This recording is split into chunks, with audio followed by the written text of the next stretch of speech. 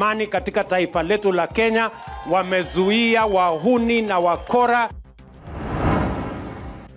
Relative calm resumes in some areas that witnessed chaos during protests on Wednesday, as a section of Kenyans seemingly begin to flee to safer areas while calling for truce talks. Wakae chini wakubwa kwa wamalizanie huko, at least maisha yetu yaendelee kama kawaida. And questions emerge over the conspicuous absence of Azimio leader Raila Odinga in this week's protest. Is it a tactic, or is there more than meets the eye? And when you see us here, you are seeing Baba.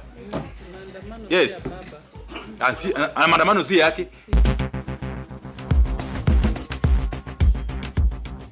Right, all that and so much more tonight on the Daily Report. But we want to do it with you. Here's how you can do that. Our SMS line is 2247. We want you to use that to send in your questions, and we'll be able to handle them live on air with our panel, which we will have later on The Insight, which is our segment tonight on TV47 Daily Report. My name is Victor Muyakane. Our sign language interpreter this evening is Catherine Simaloy. Together, we'll take you through today's happenings, all beginning now. Peter Ngolani's family is pleading for justice after their kin was allegedly shot dead by police officers during Wednesday's demonstrations. And as Elizabeth Atieno now reports, human rights activists have amplified their voices, calling for the arrest of the perpetrator. This was the situation in Kasarani area of Wote, Machakos County. 25 candles have been lit to light up the dark spot where 25-year-old Peter Ngolani breathed his last on Wednesday during the anti-government riots. The affected family is still struggling to come to terms with the demise of their breadwinner. Hivyo kwangu naomba serikali na wale wako na roho ya kusaidia wajue maneno ya huyu mbradhangu, maanake huyo sasa alikuwa anajiinua kama breadwinner wa hapo nyumbani. Hii familia ni dogo, ni familia, kijana alikuwa tu ameoa juzi, bibi yake hata amelazwa hospitalini saa hii, ameshtuka, amepatwa na mshtuko wa moyo. Sasa tunaomba hii familia isaidiwe iwezekanavyo, ndio wapate kuona mbele kama watu wengine. The family now wants the main suspect, who is allegedly a police officer, to come forth and make peace with them. Aidha ajitokeze akuje tuongee vizuri, ama sijui niseme nini, lakini akijitokeza tunaweza ongea na yeye. A section of human rights activists in Makueni County have condemned police officers who use excessive force while dispersing protesters in the ongoing anti-government protests. When you fire a live bullet with an aim of killing people, that one is against the law. Yesterday, activities did not go well with the people of Makueni County. The police who did this act to be taken into the court through investigation and justice to prevail. Makueni County Commissioner William Kaimba has confirmed the death, with one more victim recuperating from a gunshot wound in Makueni Referral Hospital. The incident comes just a day before the burial ceremony of another protester who was shot dead during last week's demonstrations in Emali. Makueni residents are now living in fear as protests intensify in Emali and other parts of the county. Elizabeth Atieno, TV47. And as this is happening, the government has urged Kenyans to continue with their daily activities and resume normalcy amid the continuing strikes. In a statement released by the Ministry of the Interior, Kenyans have been urged to leave the matter of their security to the National Police Service and other security organs of the country. The statement reads, in part, public and private sector workers, business people, travelers and everyone is advised to continue with their daily nation-building activities tomorrow and the days ahead, and leave the matter of safety and security to the National Police Service and other security organs of the country.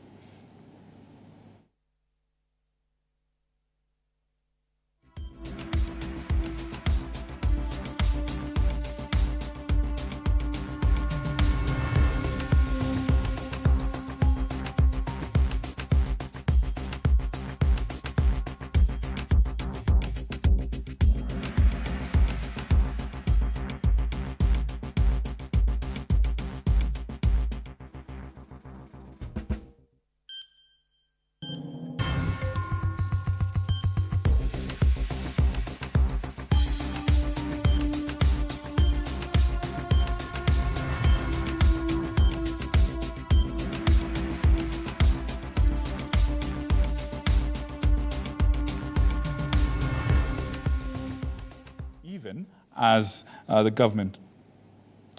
Right. Now, a spot check by TV47 on the state of the capital, Nairobi, revealed a cocktail of fear and relative peace, with some Nairobians in the parts hardest hit by Wednesday's protests starting to move out of their houses. This comes even as day 2 of the planned anti-government protests was scheduled to take place. Kenyans continued with their day-to-day activities, quite the opposite from yesterday, where towns were deserted, and this will be portrayed in this piece by Sheila Chelangat. Thursday morning and maandamano was scheduled to go for a second day. This was the situation today in Nairobi and other major towns. Minimal traffic than the usual. And Kenyans who braved the protests to go look for their bread and butter. Relative calm resounded with businesses slowly coming back to life. A quick spot check around the city and traders were out with their wares. This is Kangemi, and today portrayed quite a different picture from the rowdy scenes witnessed due to the protests. But the traders here are an angry lot. Most of their wares were looted. Banda zetu zimeenda, watoto wetu kapo ndio tulikuwa tunatoa chakula, tulishe watoto wasome, tunalipa rent. Saa hii hata nyanya zangu zijui zilienda wapi. Watu walikuwa maandamano lakini wakakuja wakaingilia pale kwa plot wakatuipia kila kitu. So hatujui kama hiyo ni maandamano ama hiyo au ni wezi, atuelewi pale, tukapigia serikali simu ikuja itusaidie, haikufika. While for some, insecurity fears have pushed them to moving from their homes. Here in Kamukunji, traders had one call, that of the government to have a truce with the opposition, noting that their businesses have been affected. Watu wamechokesha maandamano juu. Watu wanaona hata wakiandamana bado wanahitaji chakula. Wakae chini wakubwa huko wamalizanie huko, at least maisha yetu yaendelee kama kawaida. The Central Park Azimio affiliated leaders were a no-show after announcing of their plan to convene a meeting to address the second day of the protests. Even as businesses roared back to life today, the final day of the planned anti-government protest is tomorrow. Kenyans continue to call on the government to step in, lest they suffer the consequences of a crippled economy. Sheila Chelangat, TV47, Nairobi. Once again, here's how you can take part in this conversation and, of course, our Insight interview this evening. 2247 is the SMS line, at TV47 News, at Muyakane on Twitter. Please do that, and we will be happy to receive your feedback and views and reviews on the news. Now, Azimio la Umoja One Kenya coalition has entered its third wave of protests across the country. Although there's been a difference this time. The coalition's principal, Raila Odinga, who was the presidential flag bearer in the 2022 election, has not been seen in public since Wednesday. Last Wednesday, for that matter. In his place, co-principal Martha Karua has been on the front line, even issuing press statements online. Kenyans are asking, where is Raila Odinga? George Maringa with more.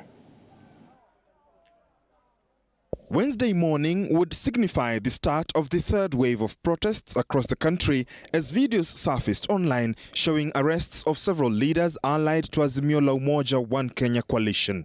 Protesters heeded the call from various parts countrywide as opinion remained divided over how the said demonstrations were carried out. On one hand, Azimio said they were successful, while the government continues to condemn the protests. In previous waves of protests, Azimio principals and leaders such as Raila Odinga, Martha Karua and others have led and/or joined protesters in action, especially in Nairobi City. This has not been the case since Wednesday this week, and on Thursday, Raila was not seen in public again as had been anticipated. Come Thursday evening, Raila Odinga was top trending on Twitter as questions lingered on his whereabouts. In a press statement issued by Azimio on Wednesday, co-principal Martha Karua condemned the arrests of leaders allied to the coalition. The statement was signed by Karua. On Wednesday evening, Raila's daughter, Winnie Odinga, took to social media, seemingly bemused on reports of Raila's whereabouts. She shared a screenshot of her dad calling her as she alluded that her father had been to the gym. On Twitter, Raila continues to communicate through his official handle. He has issued several statements as well as retweeting tweets from his core principal and other Azimio allied leaders. Azimio MPs, on the other hand, maintain that he is well. About Baba, as we know, Baba is very safe and is alive and kicking. And when you see us here, you are seeing Baba. Yes. And maandamano si yake.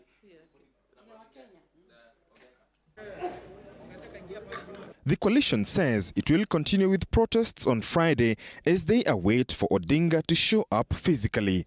George Maringa, TV47, Nairobi. Thank you, George. Tonight, Embakasi East Member of Parliament Babu Owino and 6 others will spend another night at Kileleshwa Police Station, awaiting to be arraigned at Milimani Courts tomorrow morning. Babu Owino is accused of conspiring with other culprits to disrupt public order between the dates of 7th of July and 18th of July. The legislator was arraigned at the Milimani Law Courts this evening after being ferried all the way from Wanguru Police Station in Kirinyaga County.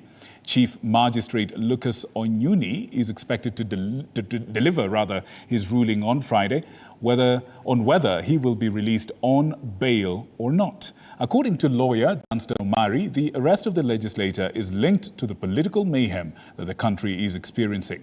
He urges the court to release him on bond.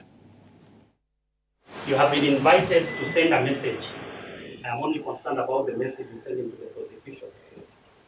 We plead with you that we have not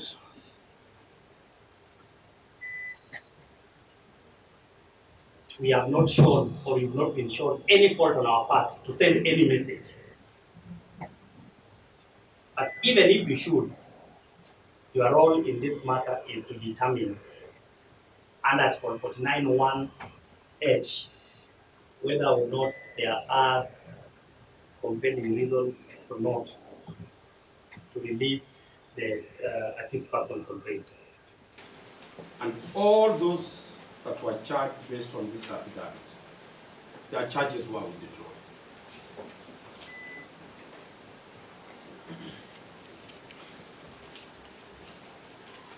The court should take judicial notice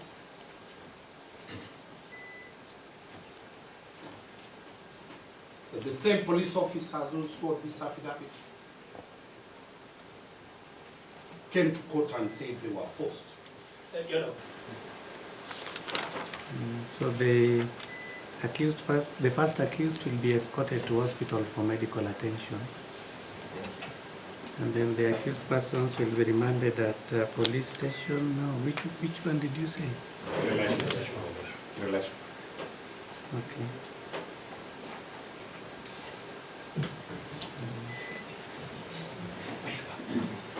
Is that where they came? Now, the Kenyan business community is warning that the ongoing demos are pushing up production costs, which will eventually reflect on the prices of goods.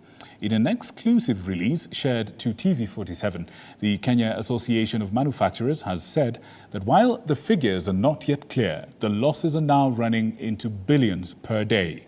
This, as the Kenya Private Sector Alliance concurs with the lobby group's sentiments, saying the plausible figure of daily losses for the business community is approximately 3 billion shillings per day.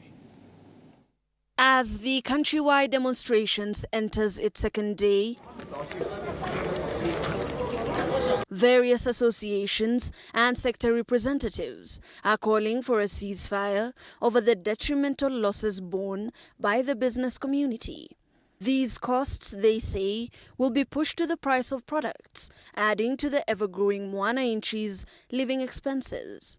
In a statement released by the Kenya Association of Manufacturers, industries in the country are lamenting on the long-term effects of the ongoing demos. The statement reads, while it's difficult to put a specific number to this loss so far, it will run into billions. If this continues in the same manner, it will adversely affect job creation at a time when our industries are grappling with increased cost of doing business.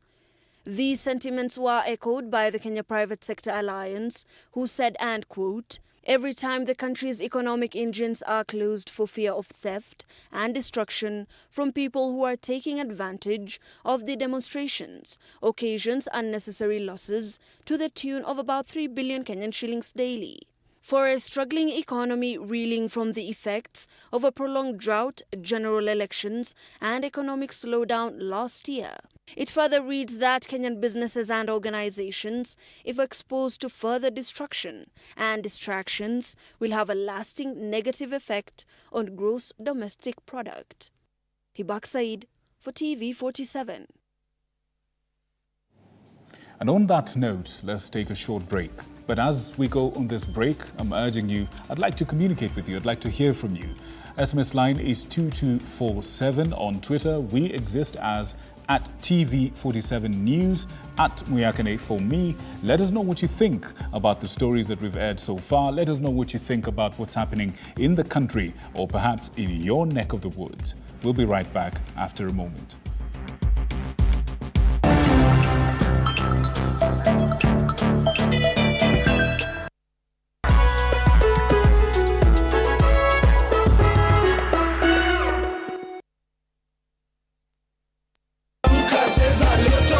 Nyakua mita na Lotto every hour. Get into the Lotto money train and win big.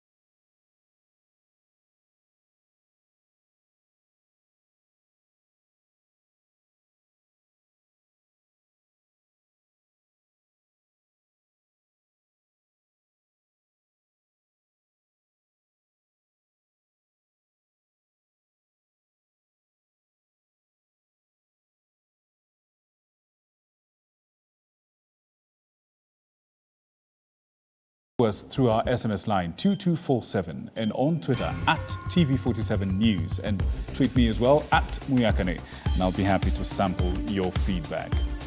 Back to our news. Now, the Azimio One Kenya Brigade has condemned police brutality meted out on Azimio One Kenya protesters in the ongoing demonstrations against the Kenya Kwanza government. They're now calling upon the International Criminal Court, the ICC, to intervene in the ongoing situation in the country. Their calls come even as President William Ruto applauded the police over protecting Kenyans and their businesses during the Azimio One Kenya protests, with Kenya Kwanza MPs, of course, defending the police in what they say that the police actually acted professionally despite the live bullets and some Kenyans killed in the protests. Let's have a look.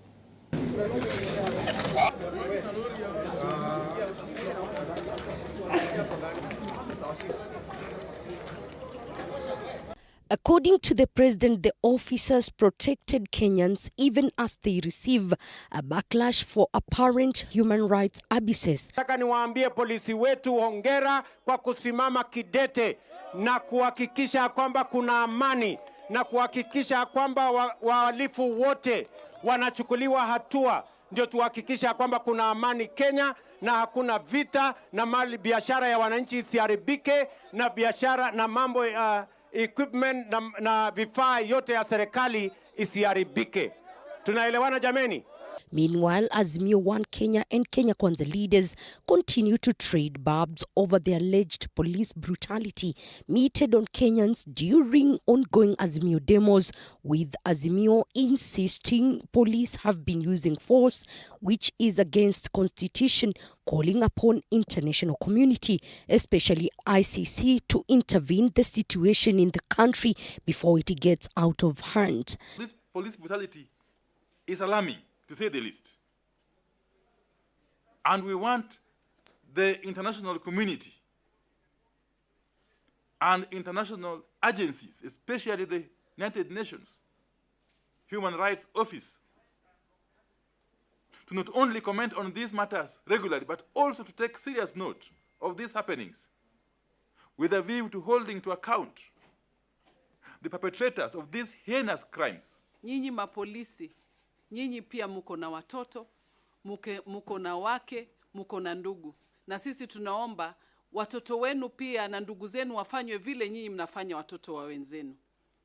Tunasema sisi wenyewe mapolisi tunawatetea nyinyi, na nyinyi ndio wa kwanza kutumwa na kuua. Embakasi East MP Babu Owino is among the 300 people who were arrested on Wednesday as Kenyans took to the streets to protest the high cost of living, with Azimio insisting they won't be cowed. Kenyans not to tie up. Come out. The collection of signature is ongoing.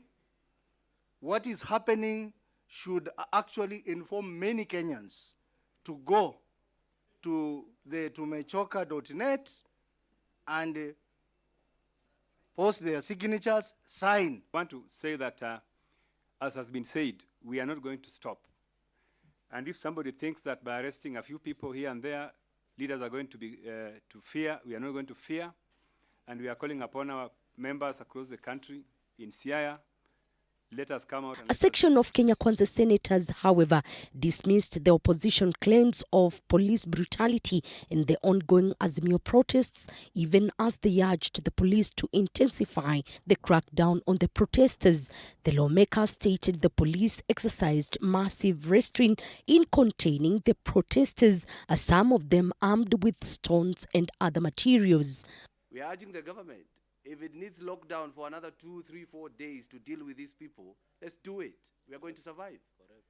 We are going to survive as a country. Yes. But we cannot be waiting every time we go for an election. Somebody wants to come into government through backdoor. Then why do we have elections? There shall be no handshake.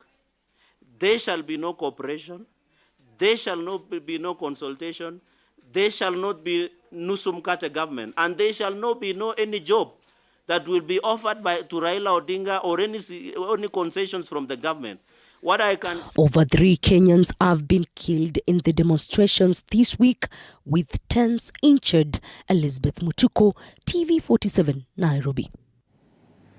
Now, more than 50 residents and business owners in Nakuru West are counting losses running into hundreds of thousands of shillings a day after rowdy youth protesting the government's tax hikes vandalized homes and business premises from that area. Our very own Chichi Josephine with more.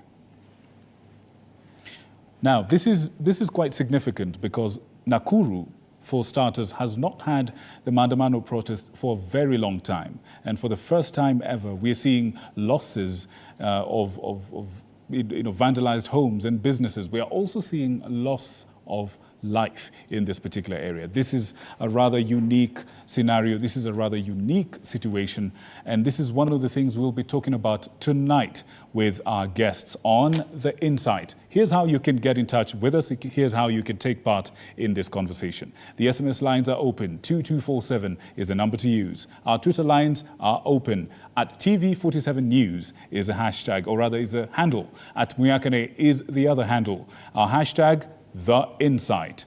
All this and so much more will be coming to you a little bit later on. But once again, more than 50 residents and business owners in Nakuru West are counting losses running into hundreds of thousands of shillings. This is after rowdy youth protesting the government's tax hikes vandalized homes and businesses. Our very own Chichi Josephine with more on this. The nation is in a period of uncertainty due to the ongoing Azimio protests, which have so far been characterized by pockets of violence in different parts of the country, as many families are still trying to figure out the losses after the alleged protesters invaded their homes and looted property, causing a lot of damage. This is Tana's village, located in Shebab, Nakuru West constituency. We find Noen Nafuna, the owner of this house, which was one of the first to be attacked by thugs who came out as protesters. Noen narrates her ordeal at the hands of armed youth who broke into her house. Walikuwa wengi, so wanainuana kwa gate, wanarusha mmoja ndani na wako na mashoka ile sharp sharp. Wanakata hiyo kifuli, alafu mlango wanakata. Wanaingia wanabeba mpaka wako paka na wamama. Wanabeba kila kitu, mpaka manguo. Manguo za ndani yote inaenda. Shopping ilikuwa imejaa pande hii yote. Hakuna sahi hata unga. Mpaka sufuria wanabeba mpaka na jiko. Jared Omulando explains that at 2 p.m. Wednesday, at the height of street protests in the area, the rowdy youth armed with crude weapons moved from house to house, terrorizing occupants and living with their property. Wakavunja dirisha, wakaingia ndani, wakatoa TV, wakatoa kila kitu, wakapasua hizi vitu zingine walikuwa wanapasulia kwa barabara huko nje. Wanaangusha chini manguo za watoto, makarai za maji zilikuwa pale nje, wamechukua wameenda nazo. Jiko zangu za huwa nafanya events. Jiko 9 zilikuwa huko nyuma. Wakabeba zile jiko kubwa zote na wakaenda nazo. Sasa wenye walikuja hata tujui ni wakina nani. Na wafu wamejivaa barakoa imefika hapa, hawataonyesha uso. Ilikuwa mchana. Saa 8. A few meters from this compound is another compound where the family here estimates heavy losses after the raid during the protest. Hao watu walikuja wakapiga hao mama hapa na kupora kila kitu kwa hii nyumba. Kupora mpaka vyakula, mpaka manguo, hata manguo ya ndani ya watoto ya hao mama. Bedroom alichukua mpaka mattresses. Mattress yenye ishalaliwa. Watoto wamepita hiyo vitu yote hiyo. Watoto wadogo kuangalia vitu yote yenye mama yao ambaye yako na mimba. Vincent Kipto narrates the shocking events during the raid, calling on the government to control the protest to prevent further disruptions and chaos. Hii nyumba kuna mama hata alitolewa kwa next hapo alitolewa kwa wheelchair, mama hajiwezi, akatoa akawekwa chini na akatoa wheelchair akachukuliwa. So kitu yenye sisi tunaomba wenyeji na wakubwa wetu tuweze kutusaidia. Paul Mwangi, a butcher, says the protesters broke into his shop and made away with freezers which he had acquired by a loan 3 months ago, as 200,000 shillings of collateral property was looted. Wamenimaliza kabisa. Nimepata hasara kama shilingi 1,200. Kila kitu ilikuwa nyama, tulikuwa tumeweka nyama kwa fridge. Kila kitu ilikuwa. Na sasa kama hapa mimi nimekuwa na tatizo kubwa sana. Nilikuwa na loan kama ya $500,000 na nilikuwa nategemea hapa ndio nilikuwa na pata mapato ya kulipa hiyo biashara. As a cloud of fear and uncertainty envelops the areas, residents want police to scale up patrols to avert burglaries and muggings by criminals infiltrating the weekly protest called by the leader of the Azimio la Umoja One Kenya coalition, Raila Odinga. Ile kitu ilikuwa hapa ni wizi, lakini sio maandamano. Tuna condemn na tunauliza rais wa Kenya, ile kiapo ulikula kusimama na katiba yetu, na ile watu walikuwa nasema ya kusaidia kutoka chini ndio wanaumizwa. Hawa ni watu ya kupora, watu ya kuharibu kwa njia mbaya sana. Vijana, ikiwa kwa hakika mtaanza mambo kama hii nimeona leo, basi sioni future iko wapi. Chichi Josephine, TV47. And on that note, we take another short break. We will be back, but this time we will be back with a conversation we are calling Insight. We are going to look at the untold cost of Maandamano. We have a panel of 3 guests, exceptionally gifted and insightful guests that we will be having tonight. But here's how you can take part in that conversation wherever you are. The SMS lines are